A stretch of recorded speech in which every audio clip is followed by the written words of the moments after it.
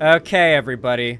We've got a continuation of the YouTube tanky vortex arc.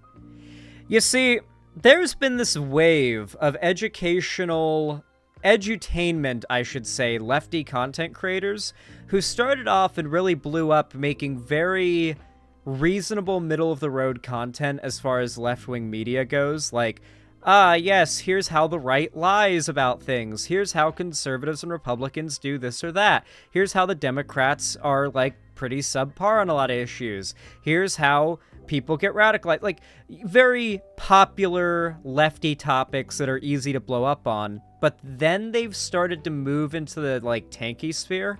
Second Thought being the most notable example, obviously.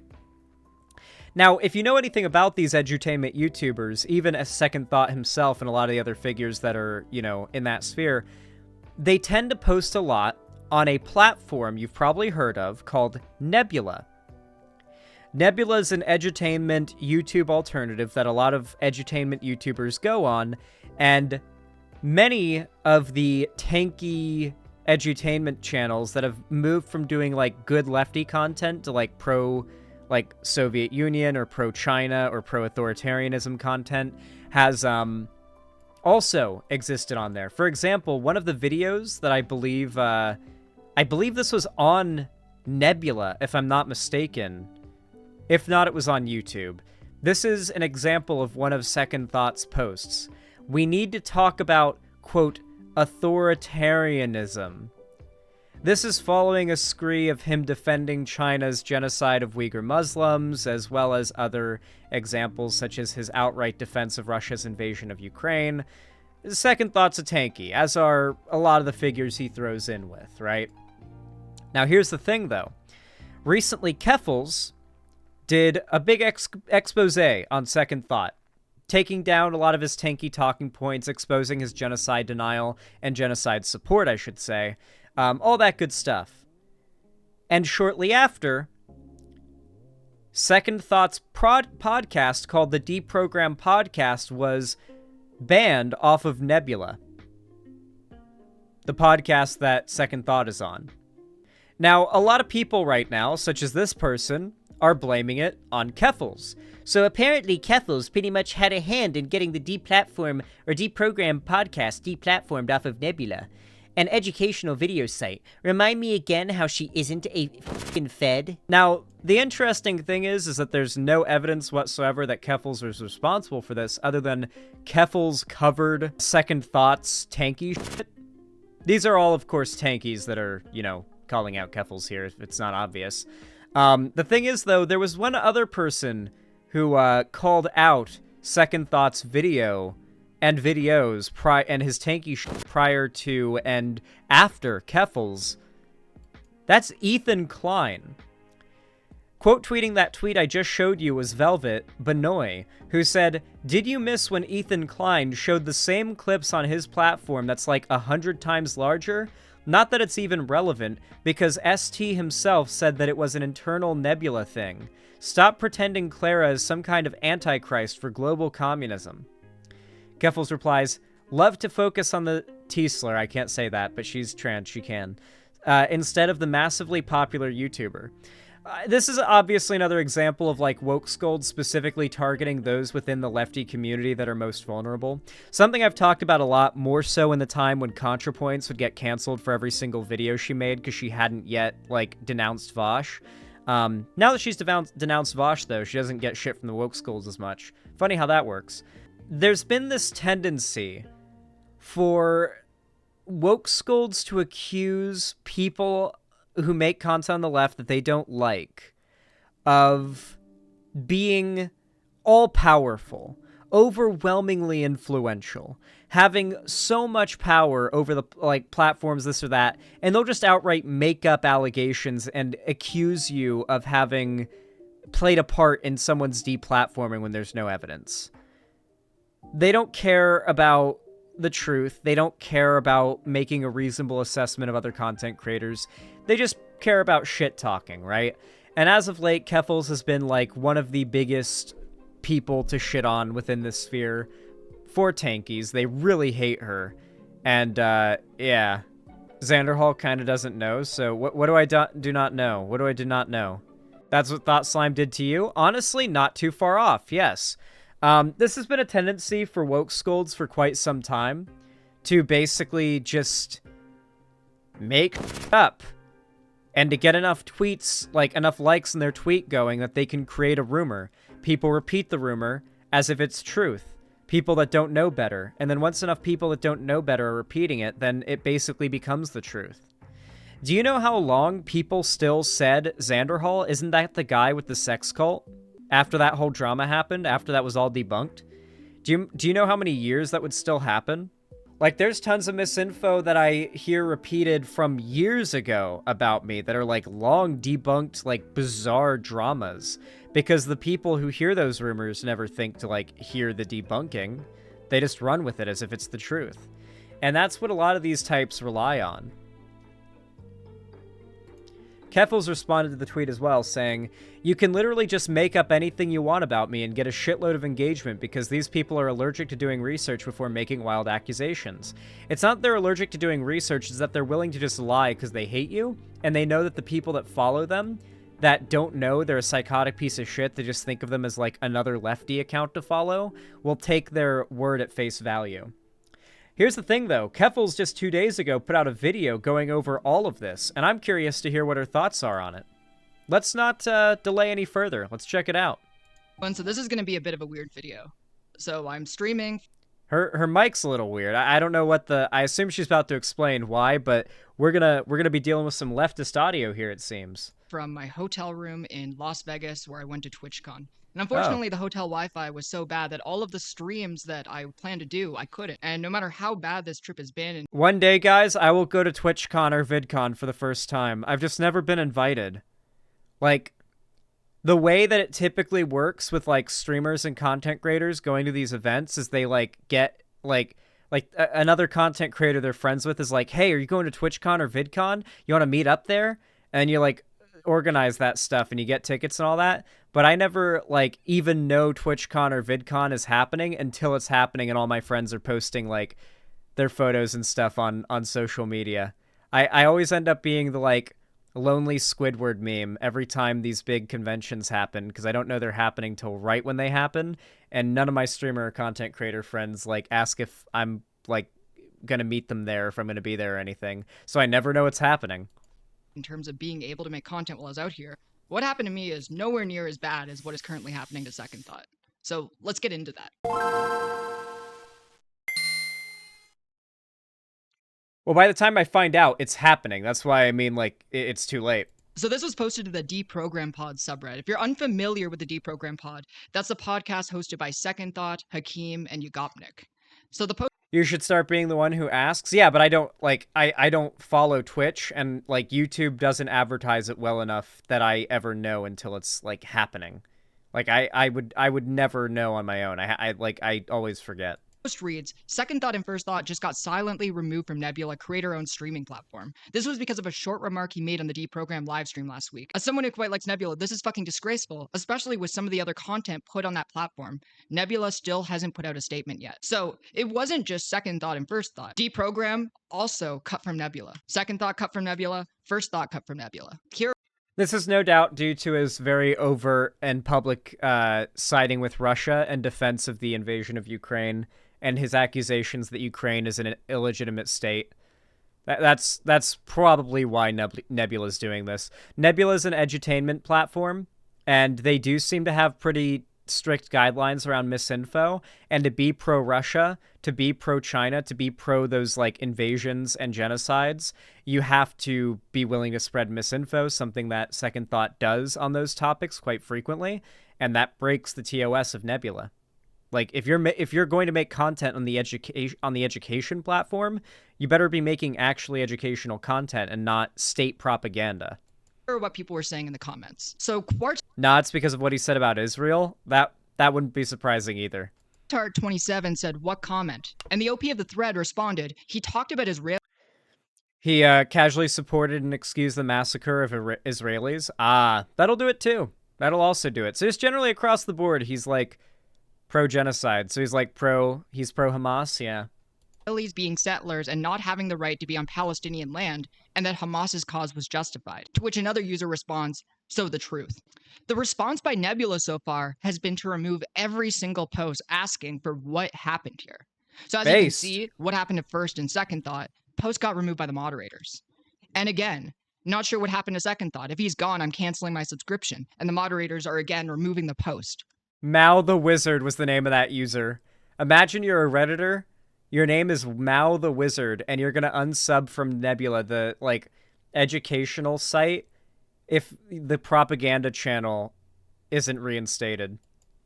Bring back second thought or lose my subscription. And once again, removed. So the context for all of this is that 9 days prior to this happening, someone posted on Nebula, second thought is openly stating that all Israelis are non-civilians, and thus their kidnapping and murder is justified. I expect a denunciation of this from Nebula, or I will be canceling my subscription. And let's just play the clip right now to show you what exactly was said. So this is a clip from the Deprogram Pod's live stream. The pod. Oh, it's so cringe. How many little cringe references can you notice in the background? Tanky podcasts and tanky media tends to be very LARP. Podcast hosted by Second Thought, Hakeem, and Nagopnik. And here's what Second Thought said on one of their most recent streams. He says, did the Palestinians actually take civilian hostage, or is that fake news? I don't care. Yeah, the occupiers are not civilians. That is what it comes down to. If Germany, let's say Germany, to be non-controversial, invaded the United States, and they. So right off the bat, they're saying that all Israelis are occupiers, and thus they simply do not care if they get taken hostage or if they get slaughtered. It's obviously a detestable. Also, tons of people that are in Israel are not Israelis. There are tons of American, British, etc. tourists that are pro-Israel, particularly Christians. There are a lot of American Christians who go to Israel, as a yearly vacation even. It is not uncommon for the wealthy boomer Christian couple that lives down the street to go on their yearly week-long trip to Israel. That's not uncommon at all. So a lot of the people that are actively in Israel, presently there, are not even Israelis. They're Americans and British citizens and Canadians and what have you. They're foreigners who are there, and yes, they support Israel, but they are bystanders. They are civilians by every measure. Just because they disagree with you does not make them combatants. That's the logic that the IDF is using to slaughter the civilians in Gaza. Statement, and they don't make a clear distinction here between who is a settler, someone who is on the West Bank, displacing Palestinians, bulldozing their homes, and someone who simply was born and raised in Israel, who has never contributed to this conflict. That too. Cincinnati, Ohio is our ancestral home, and everyone knows that's blatantly false. But they take your home, they murder your grandma, they bulldoze your neighbor's house. Are those people civilians there? No, they're occupiers, and those are criminals. There are no civilians. And again, remember that these comments were coming after the October 7th massacre committed. I really hate when lefties use legal terminology to describe moral wrongs. These people are criminals. No. What they did isn't criminal because a crime is something that is determined by a governing body, and what governing whatever governing body is in power is based on which one is stronger. It might makes right, especially when we're talking about taking control of a region of the world and deciding who's in charge of what happens there. And Israel has the most firepower due to, U.S. backing, Canadian backing, British backing. And due to that, they have the most might. And they make the law. What is and isn't criminal is up for Israel to decide, because criminal is a legal term, and what is and isn't legal is under the jurisdiction of that land, right? And they don't, it's not very much a war crime if the war crimes they're committing are not being held to account for in any way, shape, or form, right? On the side of Israel.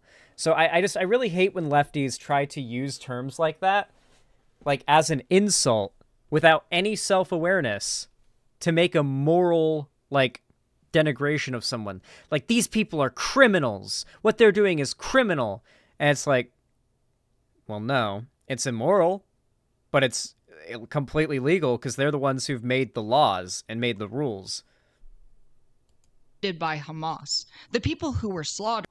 Like, they're not even good at explaining how horrific the occupation of that land is, you know?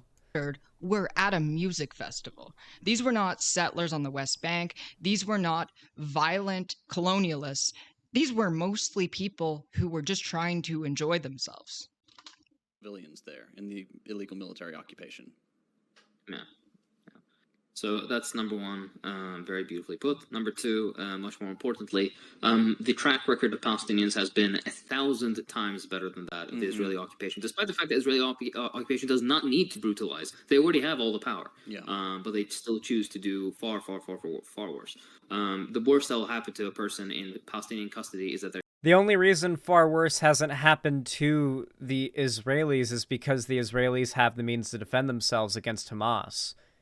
Like, the Iron Dome isn't just a meme, you know that, right? Like, there has been countless missiles that have been, like, stopped by the Iron Dome for years and years and years and years at, like, day on day on day straight.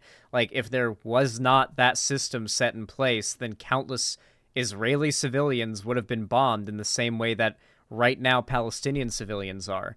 Hamas is not a good organization. They're genocidal and awful, and they're not even good for Palestinians. They were blocking the roads to prevent Palestinians from evacuating from the airstrike areas that Israel designated, because more Palestinian deaths means more hate for Israel in Gaza and the West Bank, and more support for Hamas. More young men joining Hamas because their family died to the IDF, that kind of thing. Hamas benefits from more dead Palestinians. They're not good. Hamas is not good. They're going to be like auctioned off for a prisoner swap, which is the historic track record also. So people were rightfully very upset by this clip. They did not need to downplay a massacre of civilians in order to make the point that they're trying to make. Obviously, the Israeli government, in conjunction with the IDF, have committed atrocities, but there's no reason for them to say that they simply do not care about the massacre of civilians or people being taken hostage. So here are some of the comments on that Reddit thread. E-Train 18... It's because the same issues in someone's head and the same, like, fundamental personality and character flaws that lead people to Nazism lead people to tanky shit. It's the same, like, authoritarian longing that leads them there, whether it be to the far right or to the... I wouldn't even call it far left because of how much tanky stuff aligns with the far right, how much they even ally with the far right on certain issues, how much they help each other. So it's more so a perversion of left-wing values for the means of authoritarianism. No4 said, hopefully this thread isn't taken down. Similar threads... I mean, most of these people are Marxist-Leninists. And Marxist-Leninism was not developed by Marx, and it certainly wasn't developed by Lenin. It was developed by Stalin while he was in control of the USSR. It was used to justify his rule.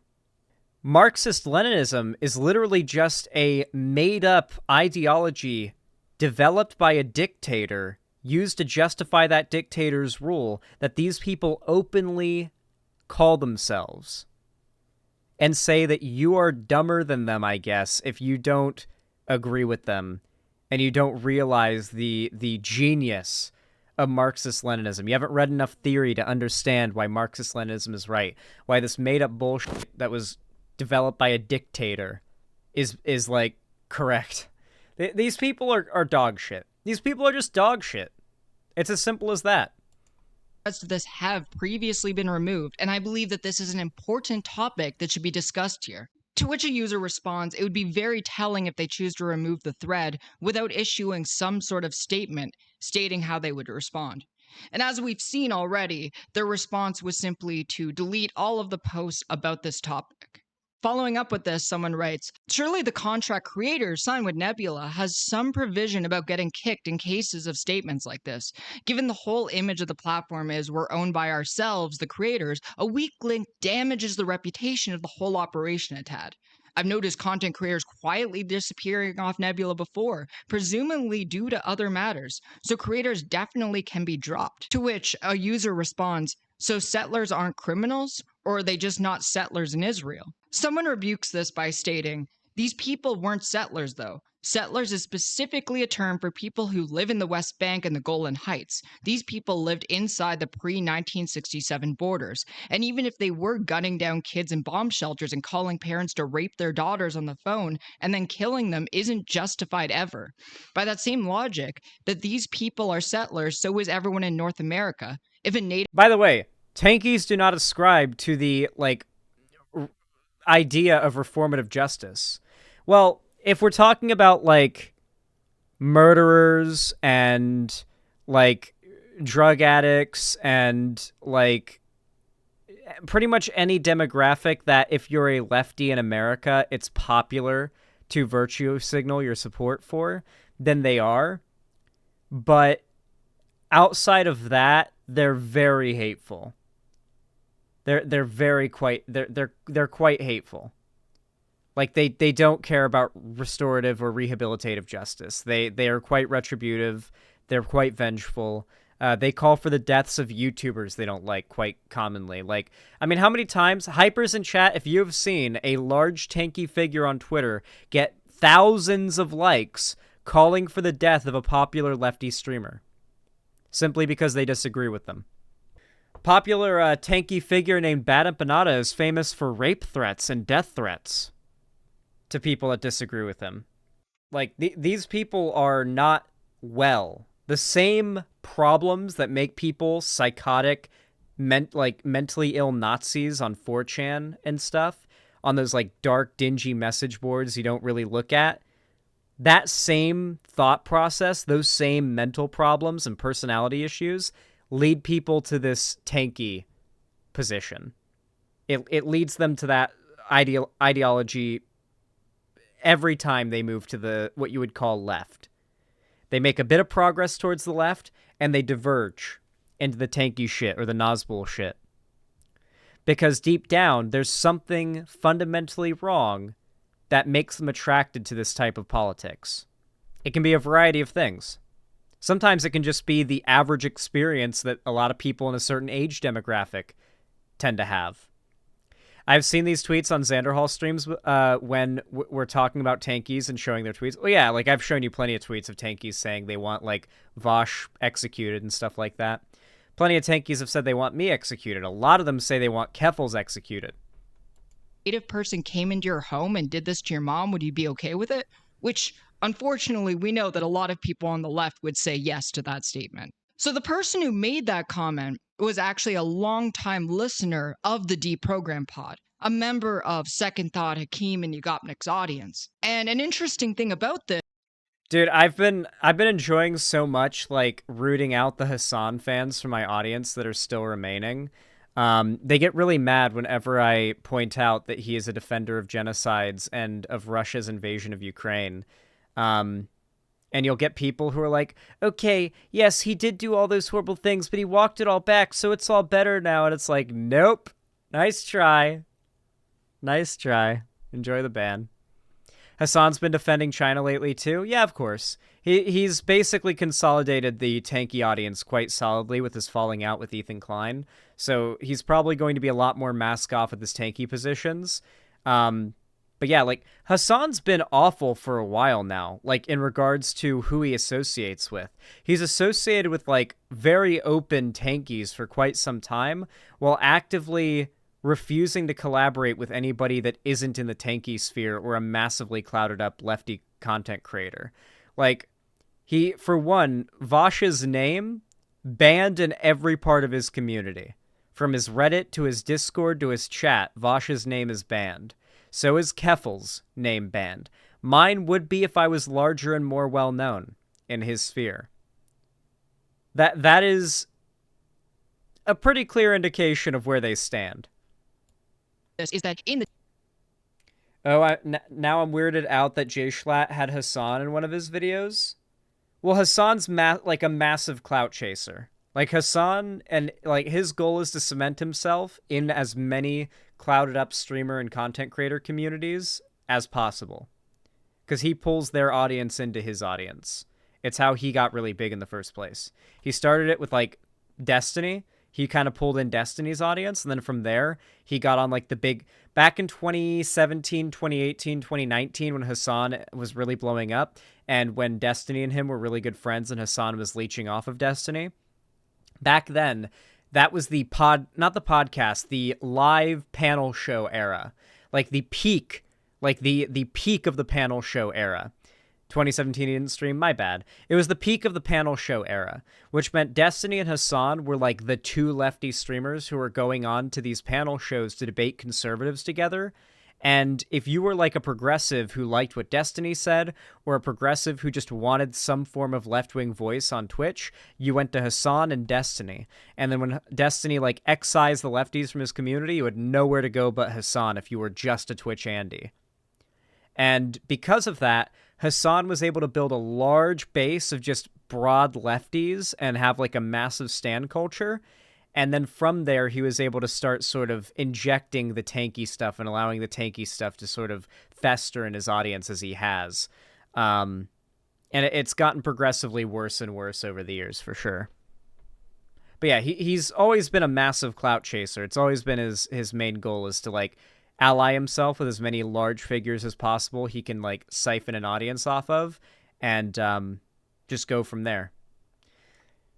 The Deprogram Pod subreddit, he said, and by the way, I'm not confusing like normal like streamer coordinating and building connections with like clout chasing, by the way, in the case of Hasan.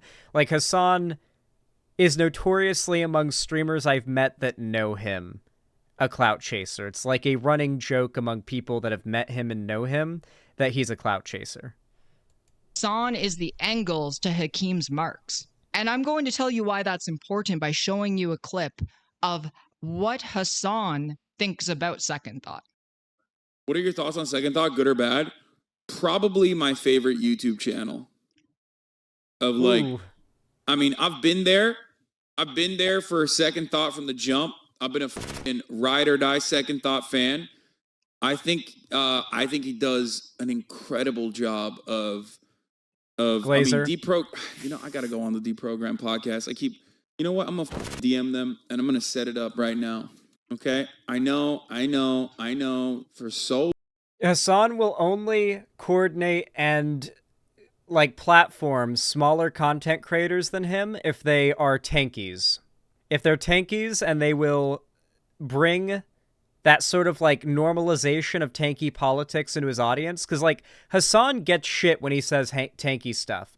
But if he brings someone in who's saying tanky stuff that he just doesn't disagree with, there's a lot less onus that can be put on him directly. And so Hasan loves platforming tanky content creators. No matter how small they are. Go on the Program podcast. So here's Hasan, the largest progressive live streamer on the online left, promoting Second Thought, saying he's been there from the beginning. He did eventually go on the Deprogram podcast. So not only that, but Second Thought himself has said back in 2020, the only way people are finding my video now is via Hasan, thanks Hasan, or Reddit. Without him streaming his reaction to my content, my channel would be in a bad spot. For like the right-wing equivalent to this right now is like Asmongold. Asmongold right now is like the right-wing equivalent to Hasan. Asmongold's content is like 50-50 conservative culture war, like reacting to a chud anti-woke video and like sometimes disagreeing with how some things are worded, but overall agreeing with it, and then sending like a ton of subs to that random chud channel's like video and channel. And like the other half is like unreasonably unhinged, like finding any excuse to be negative gaming takes. Like every single gaming video is negative. Like, it's like, this game's bad, these devs need to be fired, this game's bad, these devs need to be fired, this game is dying, these devs need to be fired, this game's dying, this game's dying. If you look at Asmongold's stream and channel, I looked, he has not done anything involving him playing a video game in literal months and months and months. I scrolled for a while. He used to be one of my favorite streamers. And, he doesn't game anymore. He doesn't actually play games anymore. He reacts to Chud videos and does like right-ish leaning political social commentary on like how games are going woke now. But he's like reacting to videos that are doing that. So he's not even just doing it on his own. And then the rest of it is like him complaining about WoW dying, him complaining about FF14 dying, him complaining about like the Blizzard dying, him complaining about like, it's just a list of popular games that he's played or hasn't played, and he just covers every negative thing he can about it. Like, if there's a Reddit post that's like shitting on a game, he will make an entire video out of that Reddit post to make the game, like, to make a point for how he can like stir up hatred for a game. He's basically become like a hate monger at this point for all things, whether it be politics or games, because he started out as a game content creator. It's become very impossible to enjoy his content anymore. Like, really. I think Asmongold is a very comparable to Hasan in that way, you know? I think they're basically like polar opposites, but they're opposites of the same coin. He's basically saying that Hasan is the reason why Second Thought has the platform that he does and is able to spread such malicious ideas and misinformation. Asmon does play games on Twitch. He just doesn't post it on YouTube. Oh, that's a shame. I looked on his Twitch. Maybe it's just on Zach Rar he's doing games. Maybe I'm wrong. An important thing to know about Second Thought is that he is a Marxist-Leninist. He is a tanky, as evidenced by his multiple appearances at CPUSA conferences. The fact that he's also on a podcast with Hakeem, who himself is a staunch Marxist-Leninist. So here's Luna Oi, who herself, she is a hardliner for the Vietnamese government. She put out a video, how to spot a color revolution. And you can see in the comments, Second Thought is there. This is so important for people to understand. Great work. Now let's take a look at what spotting a color revolution looks like. Oh, for those who don't know, and Keffals did a great video exposing this, Luna Oi's family are literally high up members of the government of Vietnam. Like her dad or her uncle or something, high-ranking like official of the Vietnamese government, and she claimed that like every Vietnamese person who lives in rural areas gets a free like 10 by 10 yard rice paddy patch of like arable land that you can do, like you can grow rice on. And that would be theoretically fucking amazing, that you would just get free land and like the starter that you would need to like get a rice patch going, because rice can feed you and your family quite efficiently and quite sustainably. Thing is though, that's not a thing. That program that she claimed was a thing, like of the amazing socialist Vietnam, not a thing, not real, just not actually a real thing at all in any way, shape, or form. It is a propaganda point, and the only reason that she had that is because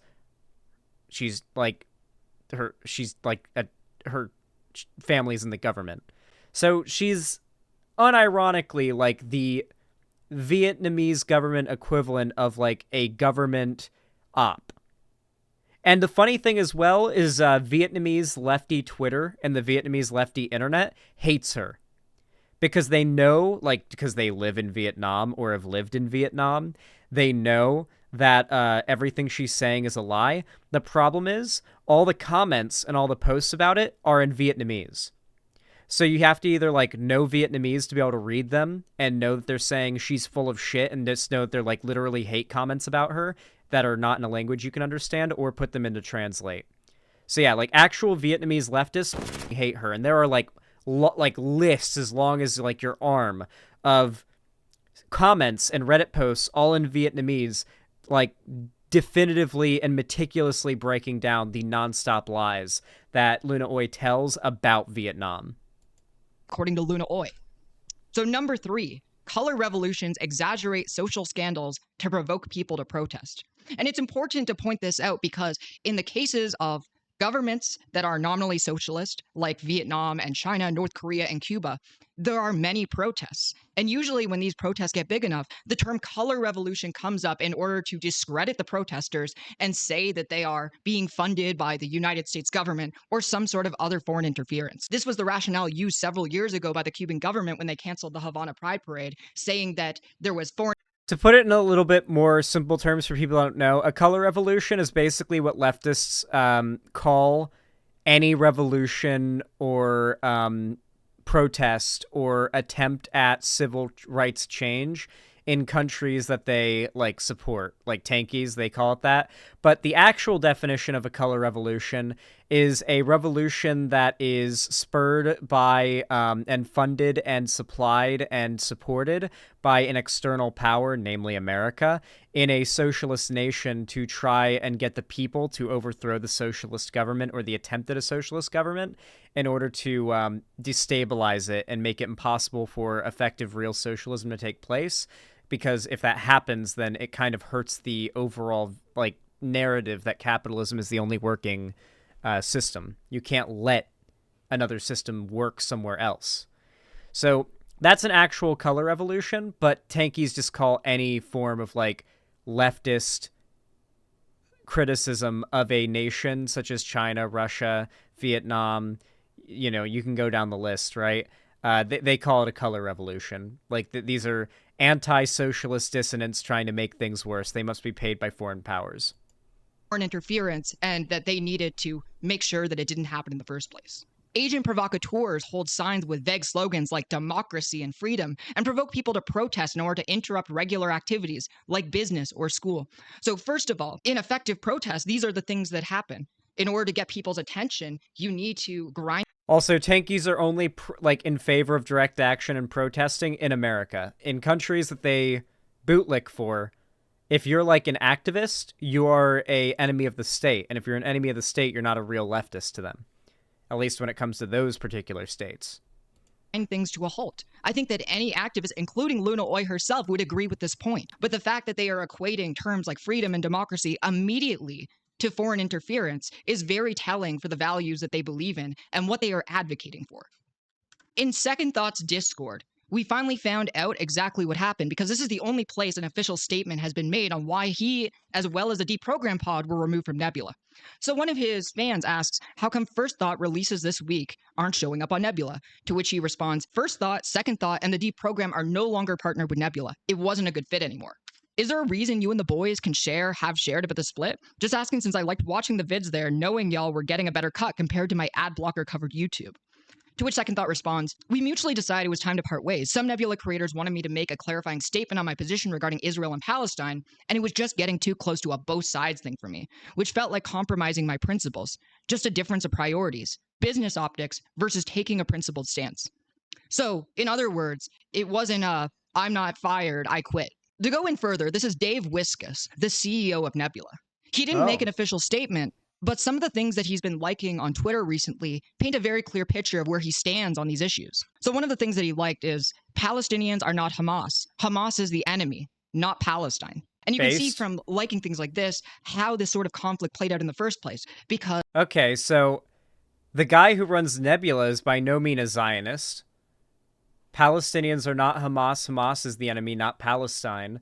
Is very much a like good and reasonable take. That is like the actual take. That is yes, Hamas is like bad. Obviously Israel is also bad, but like this is like a very reasonable take. So yeah, I don't think that it was for like Second Thought not being pro-Israel or something. It was definitely because of his genocidal takes. Hakeem, Second Thought, Yugopnik have been very, very opposed to saying that what Hamas did was an atrocity and condemning them. Here's another thing that the CEO of Nebula liked. I strongly suggest following Irish news media during this time, one of the only Western countries not overwhelmingly biased towards ignoring Israel's apartheid regime. Followed up with, and yes, they do report on the atrocity Hamas committed. It's news, not propaganda. And this is important because on the First Thought channel that Second Thought runs, which is his dedicated news channel, he very much downplays the atrocities that Hamas commits. If he ever has to bring it up, he immediately engages in whataboutism. as if both atrocities committed by the IDF and Hamas cannot both be terrible. It's really interesting to see where this is going to go, but I think that people are realizing that these tanky content creators have a lot of very heinous and insidious opinions that they are very much hiding to their audience and the public at large. But as these sort of conflicts come up, it scratches at the surface of the things that they say publicly, and you get below the surface and understand what they are truly advocating for. Very well put. Very, very well put. I think that we're kind of seeing the falling apart of the tanky sphere right now, with, for one thing, Nebula getting cut off for one of the larger tanky figures, Hasan and Ethan falling out over Hasan's defense of genocide and imperialism. I think Hasan is basically consolidating his audience to just tankies and alienating everybody else at this point. And the tanky sphere is just continuously dropping the mask, making itself look bad, and exposing how awful their beliefs are to the rest of the left, alienating their own, the rest of the left from their own values. And I hope it continues. I really do. Tankies are genuinely a cancer to the left, and it's pleasant to watch as they fall. That is cope. Hasan has had huge numbers recently. That is true. Hasan is obviously a large streamer and growing, but Hasan has also had more negativity towards him now than ever. And I think that's probably going to be very obvious in his channel performance, both on Twitch and YouTube, in not too long. I've said as much about these things before, and I've been correct. We'll just have to wait and see.